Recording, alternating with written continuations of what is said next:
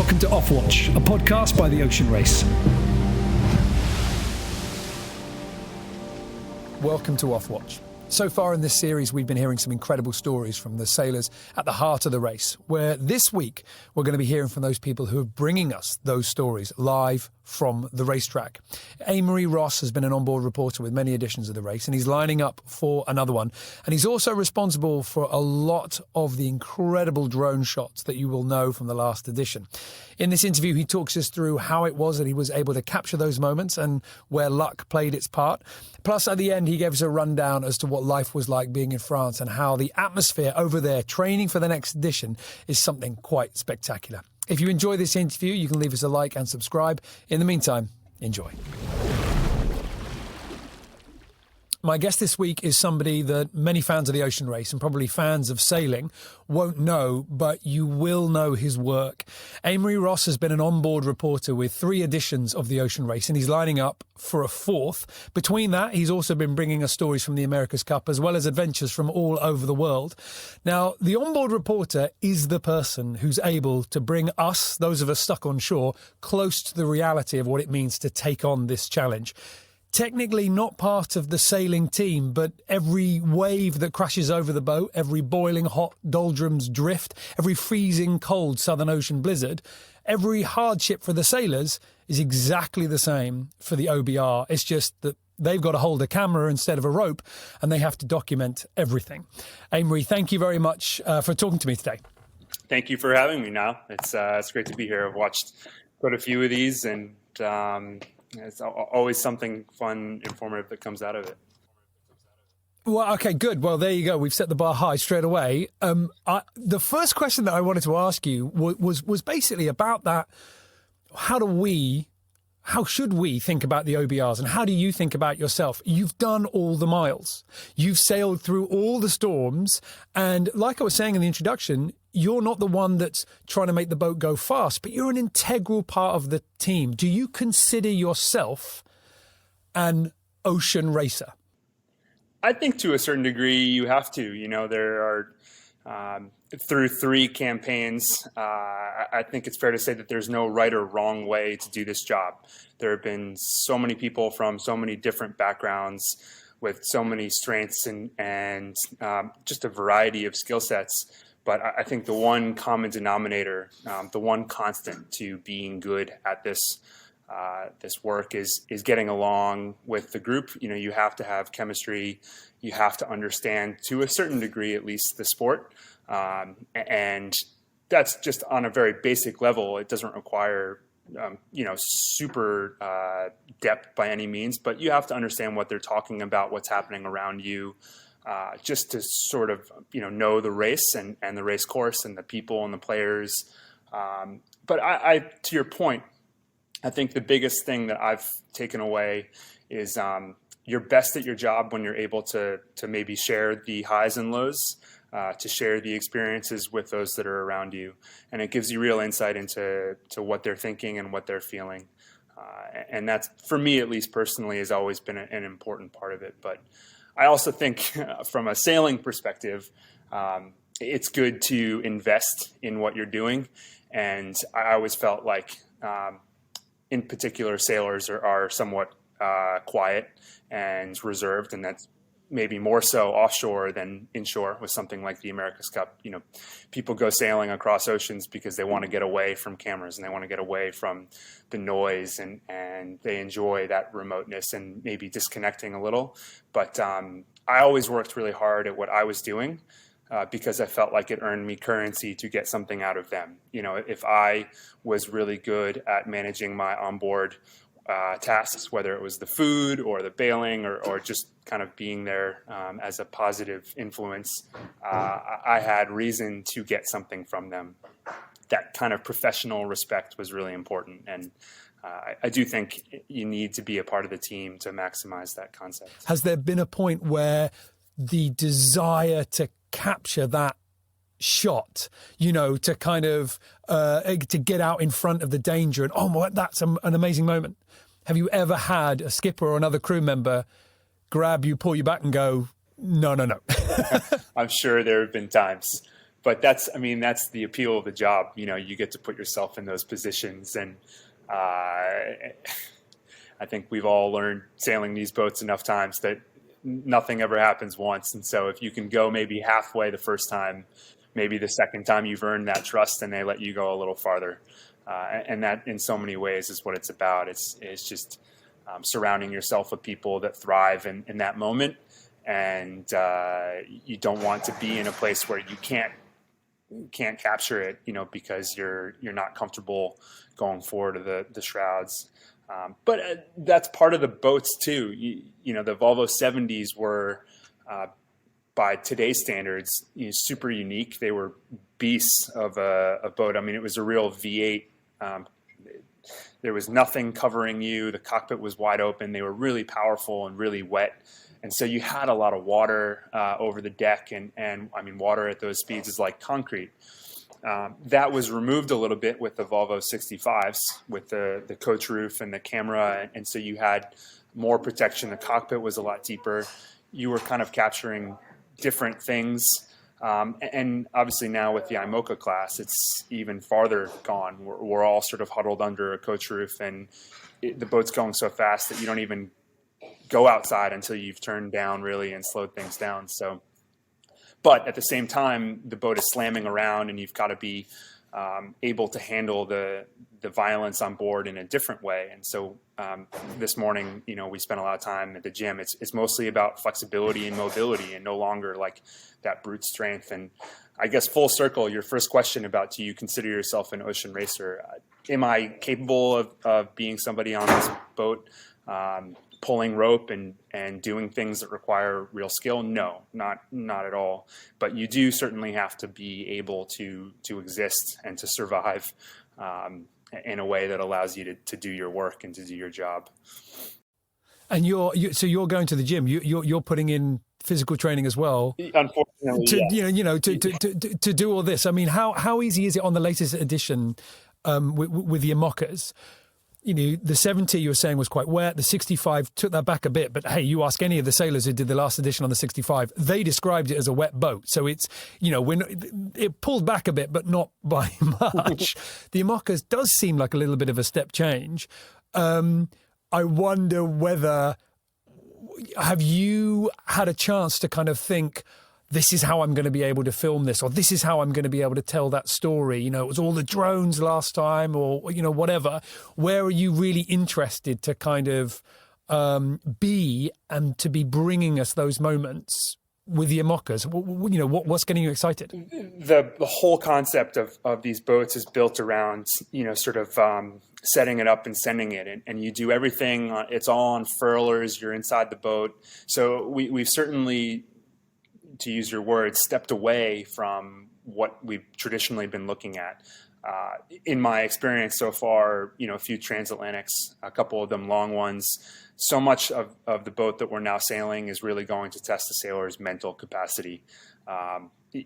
Just living inside basically a bubble, pushing when you can't see very much going on outside. The margin of gains, is back to very small amounts, and it's really going to be how hard you're pushing and how hard you choose to really be aggressive or not.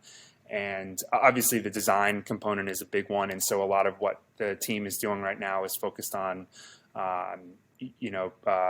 data and design prowess and experimentation, and so that of course is very interesting, and it doesn't really hang on, let me just interject.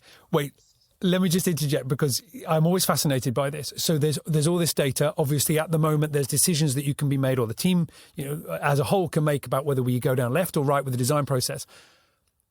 Are you now being careful, like an America's Cup team would be, about what you put out to the public? Are you physically holding some things back?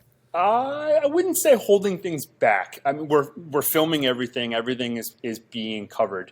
And obviously there's a grace period where, photos or videos of new foil concepts, we can't necessarily show the way that we would like to. But like anything, the boat is out there. And when we go sailing for the Ocean Race Europe, we're going to have the new foils in the boat, and they're going to be helicopters and cameras. And so unlike an America's Cup campaign where you're sort of training in secret for 2-3 years, and you've got spies and such, we don't really have that luxury. I mean, the boat's on a dock here, and if anybody wanted to go and look at it, they could. But for sure, what's happening here at Concept in France on the screens, the designs for the new boat, the build of the new boat that's going on about 45 minutes south of here, all of that is for sure very secret. And we want to hold those cards as close to our chest for as long as we can, because there is a competitive advantage to it. And the flip side of that, of course, and what makes the IMOCA class so interesting from a storytelling standpoint, is that the boats that you build and the design that you implement at the end of the day is only as valuable as the people that are using it. And you look at the Vendée fleet, and it was won by an old boat, with Yannick, and obviously he wasn't the first across the line, but there were a lot of older generation boats that were very much in the hunt up until the later stages. And so you still have to navigate the race course, and you still have to effectively design a boat around a race course, upwind, downwind, reaching, heavy air, light air, all of those same things come in. So it is still, at the end of the day, about the sailors designing something that they want to create. Well, let's talk technology then. Because like you say, in the 65s, we the drones have been around for a while, but it was a big thing in the last edition. Everybody had a drone. Everybody, all the OBRs got pretty good at flying them towards the end. It was quite impressive.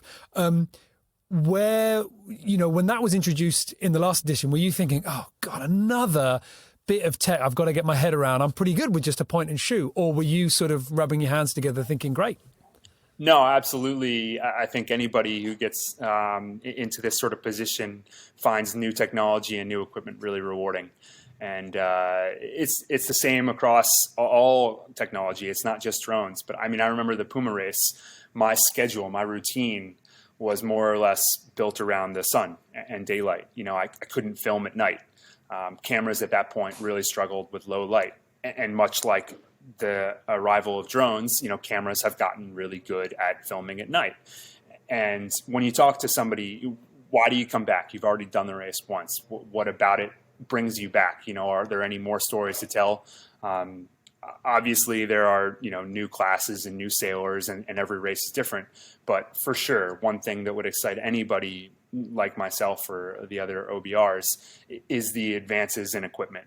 And what drones can do now, what cameras can do now. I mean, you're able to tell stories that just 3 years ago, 4 years ago, you never would have been able to tell, because the drone can go that much faster, or the camera has a zoom that's that much greater, or, all of these things make capturing images that you've never been able to get before totally possible. And that's really exciting. I think for sure, learning new technology is hard, and the learning curve is steeper for some than others. And as somebody, dare I say, a veteran or somebody older, sometimes struggle with a lot of the new tech. But you get there in the end through repetition and practice, as you said. I mean, by the end of a 9-month race, you've had some pretty good stick time on the drone, and all the things that maybe a year ago didn't make a lot of sense start making sense. And it's so cool when you see some of the opportunities that these new toys present.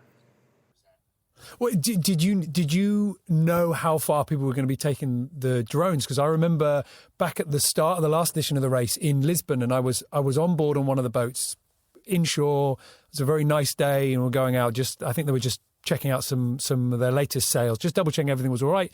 And the OBR was flying the drone off the back, bringing it in for a landing. And it must have been 8 knots, and it was flat calm. And the OBR was really pleased with themselves when they landed it. And they were like, oh, that's great. And that was where we were. And then you get to the Southern Ocean, and it's 45 knots, but it's going in the right direction. We'll just chuck it up and go for it. Is that a fair description of it felt like you guys, the OBRs, were as surprised as we were as to actually how good and how maybe brave is the right word you got with using them? You get pretty cavalier. I think confidence can probably run away from you a little bit too. We've all had some crashes or horror stories. But the problem is once the drone gets up, getting it back and preserving your hardware is of course a priority. But particularly when it comes to like the Southern Ocean or anytime you've really captured something special, you want the footage more than you want the drone. So you tend to arrive at a place where it's just like get it down at all costs, and material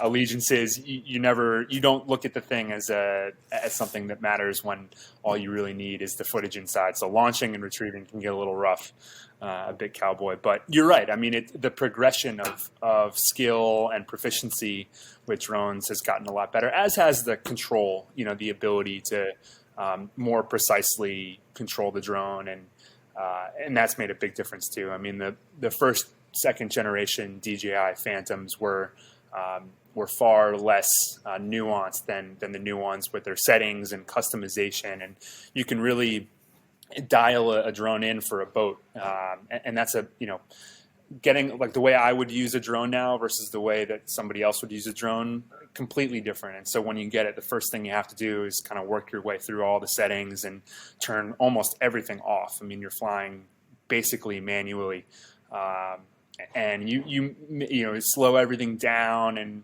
for example, like the return to home function, if anything happens, the drone always goes back to where you launched it from, which is a problem when you're sailing at 20 knots because you launched it 3 miles back that way, and you just have to disable all of these things. But you learn sort of through osmosis, and the confidence grows slowly with every launch and retrieval, and then you do arrive at a place where you end up just throwing the thing out of a companionway, for better or worse. Let's talk creativity then, because this is something that's always it's always made it very clear to me that ultimately you have to train to be a good OBR. It's not a case of pretty handy with a camera, I can jump on board, and the way that I kind of think about it is, you take a look at sort of motor racing and you go to a track, that's the corner where the cars normally come off. So we need the camera here. And that because that's always the corner for the last 20 years. I think a lot of people, if they thought about the OBR's role, they would do pretty well in capturing some good images, telling some good stories on day one, maybe day two. But to keep up that level of creativity throughout the entire race, how do you do it? What discipline do you bring to yourself so that you're not just telling the same story every day? It's a good question. And you're absolutely right. I mean, all that nonsense about cameras and Sony and Panasonic and this and that, the reality, and these boats in particular, the IMOCAs, have reinforced it more than ever, is that it's not about the camera. It's about the story. And there's that saying that the best camera that you have is the one that's on you at the time. And it's totally true. I mean, you could use an iPhone and do just as well, from a storytelling perspective. Obviously, technically, the images would need a little more and whatnot, but a story is about the people, the characters, the journey, and you have your shot list. You have this leg, we want to talk about this, maybe the doldrums, talk about how hot it is, eating, whatever. They're like the low-hanging fruits that you and your comms team come up with, or maybe the race puts forward certain topics that you have to cover. But you couldn't be more right. I mean, after 15 days, you've already done all of that. You've already told this story. You've already told that story. How do you fill the time, so to speak? But it's so easy to do because there's always something going on. And so what I would do is I had a pad of paper, wet notes in my pocket, and I spent a lot of time just listening, and trying to understand what sailors are saying, what sailors are feeling. And this kind of goes back to what we were talking about before. Do you consider yourself an ocean racer? I think you have to be comfortable on board, understanding what people are doing and what they're thinking and how they're feeling. You have to have insight, because when you hear something that makes you think, I sort of know what he means by that, but I want to know more. Or you get a really interesting exchange between two sailors about trying to decide between the next sail. It doesn't have to be something incredibly creative, but like maybe it's about the way those two interact. Maybe it's about their history. Maybe it's about the sails. Can you educate somebody on the complexity of choosing the next sail? Why is that important? There are so many different ways to approach everything that somebody says or does. And what are the challenges? What are the goals? How do you overcome those obstacles? What's most pressing? Like all these sort of things, I just constantly ask myself, and I just write it down. And eventually I'd get to a point where something would warrant a question, and I'd ask that question and then film some B-roll, and you have your 3-minute, 4-minute story right there. It doesn't require a ton of creativity. It just requires like a very acute sense for what makes these guys work and what happens on board and what you're surrounded by. The stories kind of fall in your lap. And sometimes it would happen at 9 o'clock in the morning, and sometimes it would happen 30 minutes before you had to send a video. But if you were patient, you'd always get something really good and really interesting every day without needing to worry about just like putting something off the boat or filling, like I said, filling airtime. I can imagine it's like the worst thing for creativity is being forced to come up with something. You've got a deadline, you have to sort of do something. So it's really interesting to hear you talk about the way in which you would just try and sort of, let those little moments kind of bubble to the surface. I wonder, in the 3 editions that you've done, has there been any of those more subtle moments? Not the gigantic wave crashing across the boat, not the big broach, not the big winning moment or whatever, but those little subtle moments. Have there been any of those little moments where you can think, I still remember that, and I'm so glad I caught it, and it was such a little thing, but it's still a moment that I'm really pleased that I was able to bring to the public? They always lead to bigger stories. Like I remember, I think it was on the leg to Abu Dhabi with Alva Medica.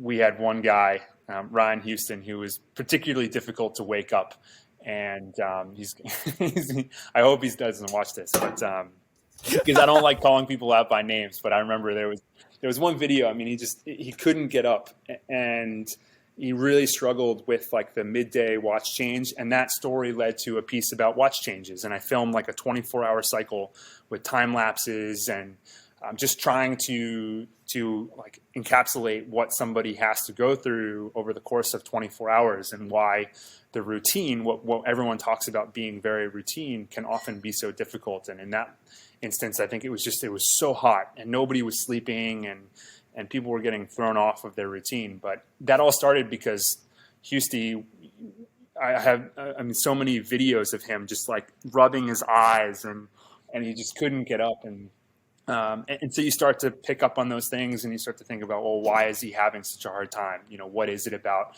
what's going on around us right now that's proving so difficult and so different to last leg or last race? Is it the boats? Is it the routine? Is it the people, who watch partner, or whatever it is? I mean, you can really start to get into the nitty gritty, but nothing is too insignificant. If there's anything that I've learned, it's everything happens for a reason, and you can kind of peel the layers back, and that story can be as big or as small as you want it to be. One of the things that feels like it has changed, and we mentioned the drones before, and you talked about flying them, and I think that's also been a big part of this, is the quality of the technology. Really interesting you mentioned night. As somebody who doesn't work with a camera, I never would have thought about that. But it feels like we're able to film, not just with night, but so much off the boat. And the drone in particular giving us so many things about, and I don't mean a view of the boat from off the boat, but I mean the things that are actively off the boat. The encounters that you guys have had with wildlife that would be from a shaky camera on the deck. I think it was, third wave over, whereas now you can hover over these things and get them. Yes, you're here to document the sailing and everything else, but also that whole life in the ocean and all those amazing things that we do share the ocean with. Does that give you as much of a thrill? Do you look for those moments? Yeah, absolutely. The drone, to your point, is great at capturing the boat doing 40 knots or whatever it may be in a very rare circumstance. And that's exciting and all. But from a storytelling perspective, it's incredible at sort of placing the boat somewhere. If you're going around a headland or all the islands and the shorelines, or not, just the vastness of the ocean.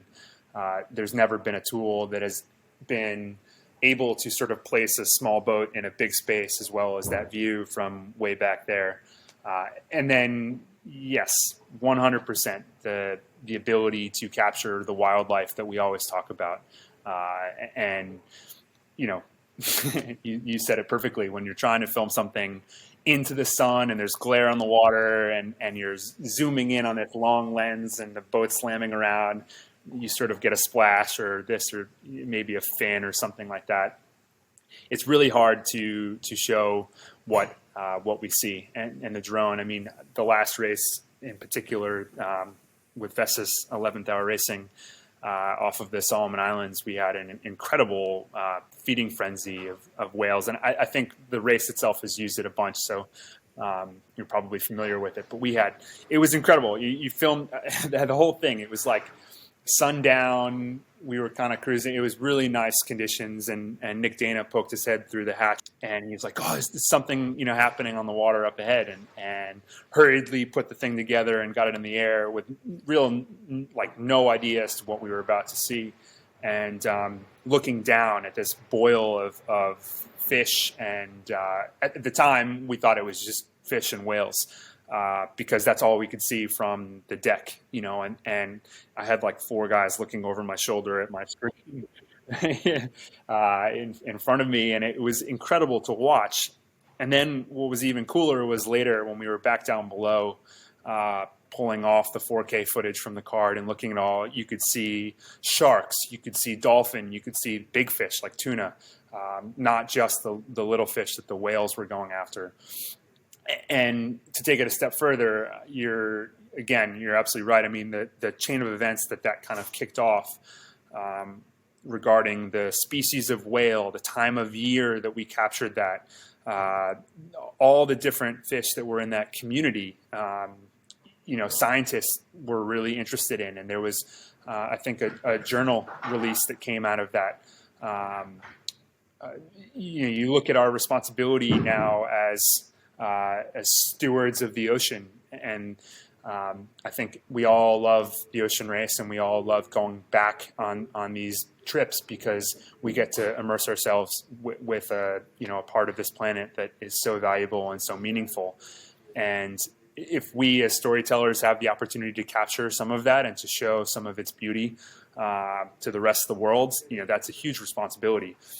And then on top of that, with the science component I was talking about, I mean, in 2021, citizen scientists are a real thing, and we've done quite a lot of that with 11th hour racing on board the IMOCA.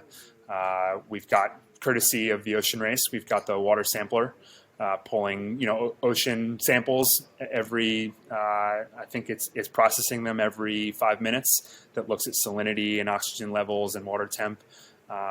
And then, of course, with whale sightings or animals, in particular along the coastal regions, where you've got an abundance of obstacles, marine strikes, fishing endangerment, all the kind of things that people are really talking about right now.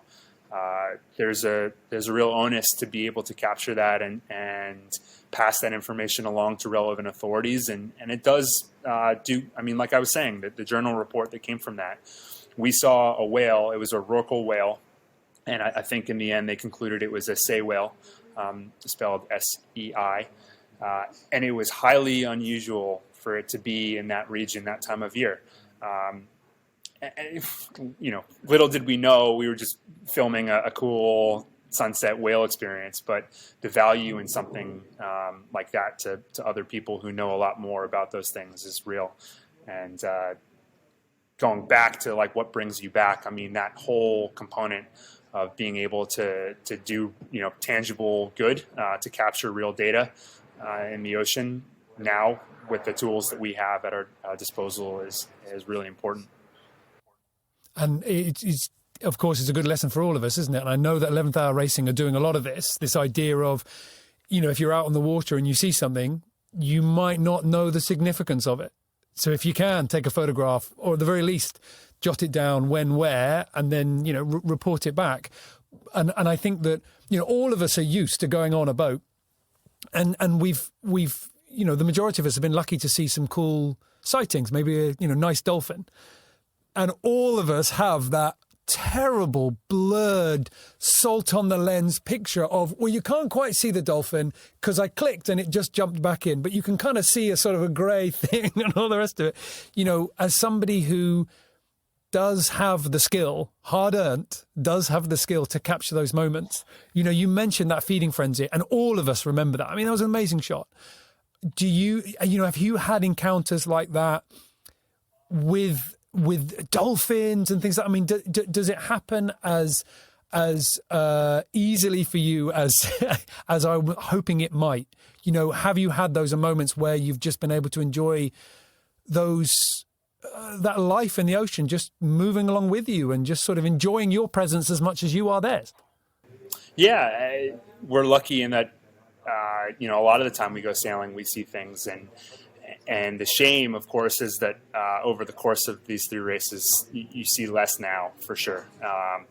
And that's not only just the big mammals, but the birds. The toll of our circumstances is probably very obvious to those of us that spend a lot of time out there.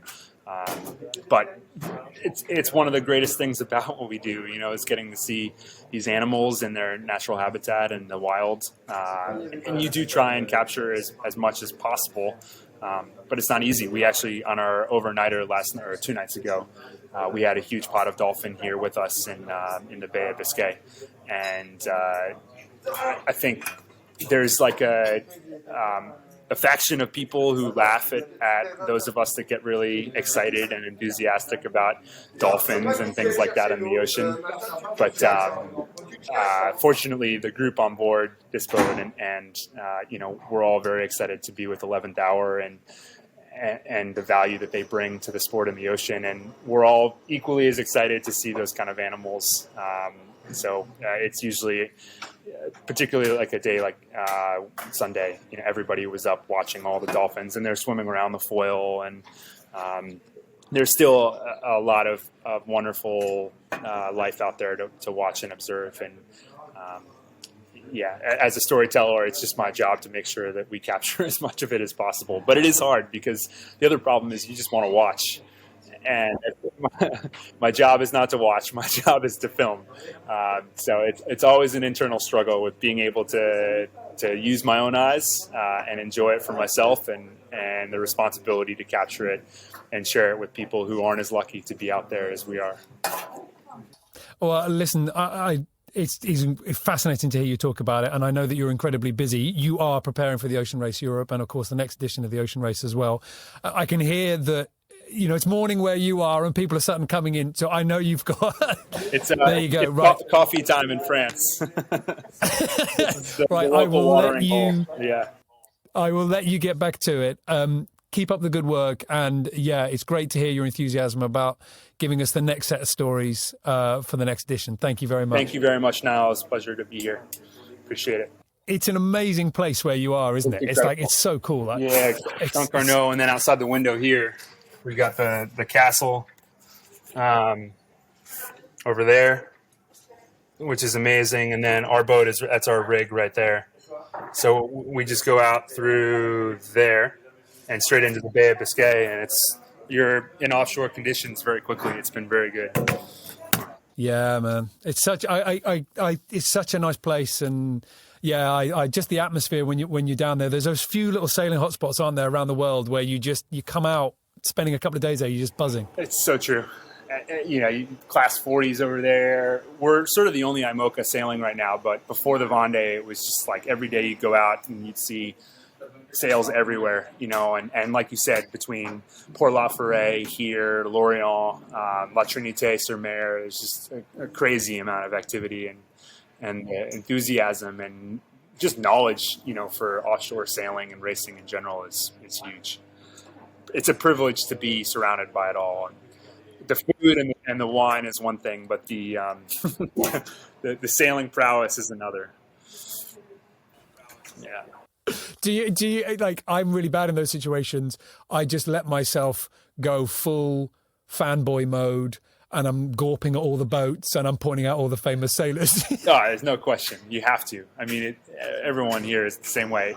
We were on Charlie and I went on a run yesterday, and Vincent Ryu walked by, and we were like, oh, they're idols, they're heroes. And what's so great about it is that's what kids, grow up idolizing, and they start sailing a mini when they're old enough, and it's not like in the States, you kind of pursue team sports, and it takes you more towards organized athletics, whereas here everyone is very individually focused, and it's like all you want is a class 40, and then class 40 turns into a multi 50, and then multi 50 becomes an IMOCA, and you grow up with posters of Eric Taberley and Francois Gabar and all these guys on your wall, and they do, if they had like trading cards, like baseball cards, I'm sure they would have sailors more than most. It's really incredible the way they revere the legends of the sport here.